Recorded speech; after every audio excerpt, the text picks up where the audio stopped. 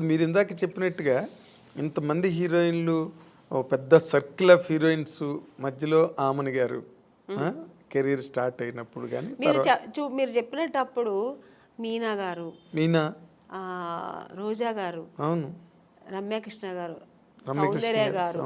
సౌందర్య వీళ్ళందరూ మీరు చూస్తే ఎంత పెద్ద పెద్ద హీరోయిన్స్ మధ్యలో నేను కూడా ఉన్నానంటే అది ఓన్లీ నా టాలెంట్ ఒకటే కాదు, దేవుడు బ్లెస్సింగ్స్ కూడా. నేను కూడా అంటే ఏంటి అసలు వాళ్ళకి వచ్చిన కన్నా మంచి మాస్టర్ పీస్ ఇట్లు మీకు వచ్చాయి.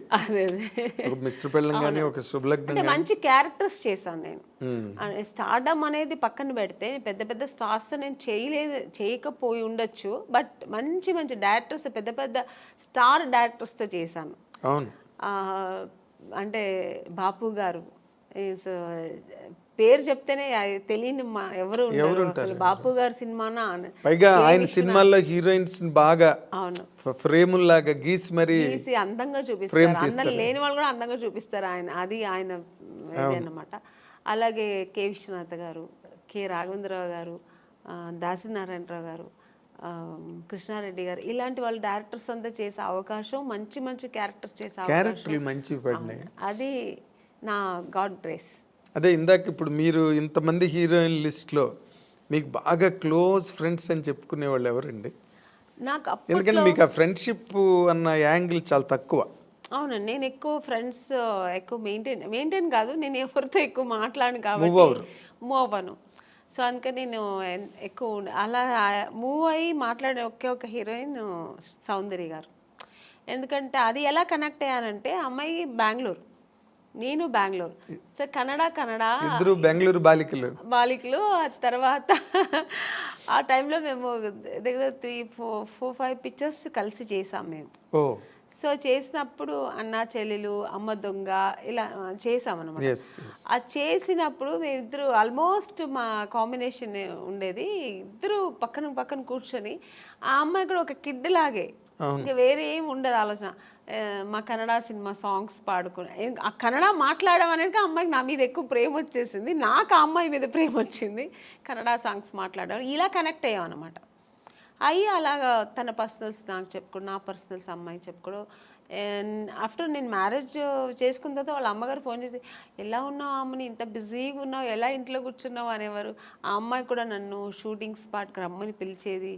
తను ఓన్ సినిమా తీశారు వాళ్ళ బ్యానర్లో.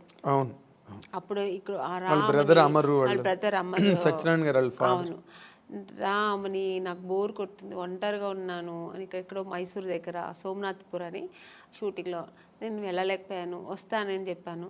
సో అలా చాలా దగ్గర ఉండింది. ఆఫ్టర్ మ్యారేజ్ తర్వాత కూడా నేను ఫ్రెండ్షిప్ కంటిన్యూ అయిందంటే ఒక సౌందర్య.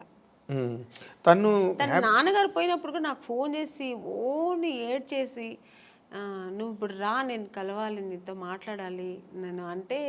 టైం అప్పుడు 10 o'clock అయిపోయింది. నేను షూట్ చేసుకుని వచ్చాను హైదరాబాద్లోనే, తను ప్రశాంత్ కుటీర్లో ఉంది, నేను హోటల్లో ఉన్నాను. నేను కూడా ఏదో హోటల్లో ఉన్నాను. చెప్పేదాన్ని వెంటనే కారు వేసుకుని వచ్చాను అనమాట ప్రశాంత్ కుటీర్. వస్తే కూర్చొని, ఎందుకంటే అమ్మాయి సెంటిమెంట్గా ప్రశాంత్ కుటీర్ చాలా పెద్ద హీరోయిన్ ప్రశాంత్ కుటీర్లో ఉండేది. మేమందరూ కూడా ఒక స్టేజ్ వచ్చిన తర్వాత హోటల్స్ మారాము, అమ్మాయికి అసలు మారలేదు, ఆ రూమ్ మారలేదు, ఆ ప్రశాంత్ కుటీర్ని వదలలేదు. అంతా వెజిటేరియన్ ఫుడ్. అవును, ప్రశాంత్ కుటీర్ బాగుంటుంది, అది ఒక ఈ హోమ్లీగా ఇల్లు అట్మాస్ఫియర్ ఉంటుంది. సో అక్కడ వెళ్తే అసలు నన్ను హగ్ చేసుకుని బోర్ ఏడ్చేసింది, చిన్నపిల్లలాగా ఏడ్చి. మా 4 పిల్లర్స్లో ఒక పిల్లర్ వెళ్ళిపోయారు నాన్నగారు, నేను అమ్మ ముగ్గురే ఉన్నాము అమ్మని అని ఏడ్చి. అన్నాను, ఏదున్నా ధైర్యంగా ఫేస్ చేయాలి, నువ్వు నేను తనకు ధైర్యం చెప్పింది, నేను అమ్మాయిలాగే. కానీ ఆ టైంలో అలా ఒకరికొకరు చెప్పుకొని అంత క్లోజ్ ఉండేదన్నమాట అమ్మాయి.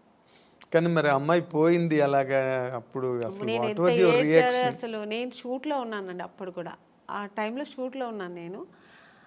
చెప్తే నేను నమ్మలేదు, సౌందర్యాన్ని వేరే ఎవరైనా చెప్తున్నారు, సౌందర్య ఎలా పోతుంది, నేను ఎందుకు పోతుంది అన్నాను. అసలు నమ్మలేదు నేను. అసలు ఇలా కెమెరా పెట్టి ఇలా సౌందర్య గారు పోయారంటే ఇంక నాకు పక్కన మనుషులు ఉన్నారని ఏడ్చేసానండి. ఎవరి దగ్గర ఉన్న క్లిప్పింగ్స్ తెలియదు కానీ చూసారంటే చాలా ఘోరంగా ఉంటుంది. చిన్న పిల్లలాగా ఏడ్చేసాను నేను. నాకు మాటలు రావట్లేదు. నాకు ఒక షాక్ లాగా అయిందనమాట. ఆ అమ్మాయి పోవడం ఏంటి అసలు. ఆ తర్వాత అసలు నేను దేవుడి దగ్గర నిజంగా నేను ఇది ట్రూ అండి. నేనైతే దేవుడి దగ్గర ఒక్కటే వేడుకున్నా, నన్ను తీసుకెళ్ళొచ్చు కదా అమ్మాయిని ఉంచేసి అనిపించింది ఆ టైంలో. అలా ఏడ్చేసాను నేను. సో చాలా మంచి అమ్మాయి కూడా అమ్మాయి, ఒక మంచి అమ్మాయి, పర్సనల్గా అన్ని విషయాల్లో చాలా మంచి అమ్మాయి. ఆ టైంలో అలా ఫీల్ అయ్యాను అనమాట. ఇప్పుడు అమ్మాయిని తలుచుకున్న రోజు ఉండదు నాకు. ఎప్పుడైనా సినిమాలు వస్తే తన సినిమాలు చూస్తుంటే ఏడుపు వచ్చేస్తుంటుంది. నేననే కాదండి, అందరికీ సౌందర్య అంటే చాలా ఇష్టం. ఎందుకంటే అమ్మాయి ఎప్పుడు ఎవరిని ఒక్క మాట కామెంట్ చేయడం కానీ లేకపోతే ఇంకోళ్ళని క్రిటిసైజ్ చేయడం కానీ ఉండదండి. ఆల్మోస్ట్ మీలాగే ఇద్దరు కనుక త్రాసులు వేస్తే అలాగే మంచి మంచి క్యారెక్టర్స్ చేసింది, మంచి ఆర్టిస్ట్, ఒక అమూర్ లాంటి సినిమా చేసింది, మంచి సినిమాలు వేసింది అలా. కానీ అమ్మాయి ఒక మంచి లైఫ్ చూడలేకపోయింది కదా అనిపించింది. వాస్ షీ హ్యాపీ అండి బిఫోర్ మ్యారేజ్ ఆల్సో? హ్యాపీ అండి అమ్మాయి చల్లిమ. యాక్చువల్గా అమ్మాయికి అలా ఉండడం ఇష్టం. సినిమా ఇంట్రెస్ట్ తక్కువ అండి. తను నాన్నగారు చెప్పారని హీరోయిన్ అయింది, కానీ తర్వాత తనకి ఇంట్రెస్ట్ వచ్చి తర్వాత చేసింది, అది వేరు. తన ఇష్టం ఏంటంటే మామూలు మన ఒక లైఫ్ ఉంది కదా, మ్యారేజ్ చేసుకోవాలి, మనం మామూలు ఒక సామాన్య మనుషులాగా ఉండాలని, హౌస్ వైఫ్ లాగా మన అందరిలా ఉండాలని చాలా ఇష్టపడేది. నాకు తెలుసు అమ్మాయి అలాంటి ఒక లైఫ్ ఆ అమ్మాయి అనుభవించకుండా వెళ్ళిపోయింది. సినిమాలో ఒక అంత ఎదిగిన అమ్మాయి ఒక పర్సనల్ లైఫ్ అనుభవించకుండా వెళ్ళిపోయింది అనేది తలుచుకుంటే చాలా బాధ. అదే జగపతి బాబుని చేసుకుంటుందని ఒక టైంలో లేదండి. అసలు ఆ జగపతి బాబు గారికి ఆ థాట్ లేదు. ఆయనకు ఆల్రెడీ మ్యారేజ్ అయ్యి పిల్లలు ఉన్నారు. ఆయన అలా లేదు. జగపతి బాబు గారికి సౌందర్య అంటే రెస్పెక్ట్, అట్ ఎ టైం ఆయనకు చాలా ఇష్టం కూడా అమ్మాయి అంటే. ఆర్టిస్ట్గా మంచి ఆర్టిస్ట్, వాళ్ళు బ్యానర్లో చాలా చేసిన సినిమా 2-3 సినిమాలు ఏదో చేసింది అనుకో. సో అంతే తప్ప అలాంటివి లేదు. సౌందర్యకైతే అసలు ఆ థాటే లేదండి, అస్సలు లేదు. మీకు ఆ థాట్ ఉంటే అమ్మాయి, ఎందుకంటే వాళ్ళ అన్నగారు చెప్పిన అమ్మాయి అబ్బాయిని పెళ్లి చేసుకుంటుంది. వాళ్ళ అన్నగారు చెప్పారని అమ్మాయి చేసుకుంది. వాళ్ళ అన్నగారు చెప్పి ఏ మాట, నాన్నగారు ఉన్నంత వరకు నాన్నగారు మాట వినేది. చిన్నపిల్లలాగే అండి వాళ్ళ ఇంట్లో. నెక్స్ట్ అమ్మకి కూతురులాగే ఉండేది తప్ప చెల్లెలాగా ఉండేది కాదు. అమ్మరు ఏం చెప్తే అది వినేది. అలాంటి అన్నప్పుడు ఇంకా జగపతి బాబు గారి మీద అలాంటి అసలు అదంతా ఊరికి ఇండస్ట్రీ అంతా విపరీతంగా మాట్లాడుకున్నారు. లేదండి, మీ చెవిలో పడిందో లేదో నాకు తెలియదు, తెలుసు నాకు కూడా, బట్ లేదు అలాంటి లేదు. ఆ అమ్మాయికి లేదు, జగపతి బాబు గారికి కూడా లేదు అలాంటి. ఆయన అసలు అందరితో బాగా క్లోజ్ గా మాట్లాడతారు. అలాగే ఆ అమ్మాయితో కూడా ఉండేవారు అనమాట. కాకపోతే అంటే ఎక్కువ సినిమాలు కలిసి చేశారు, అందుకని అలా వచ్చింది అది. వాళ్ళిద్దరూ కొంచెం ఒక 4-5 సినిమాలు కలిసి చేశారు ఆ టైంలో.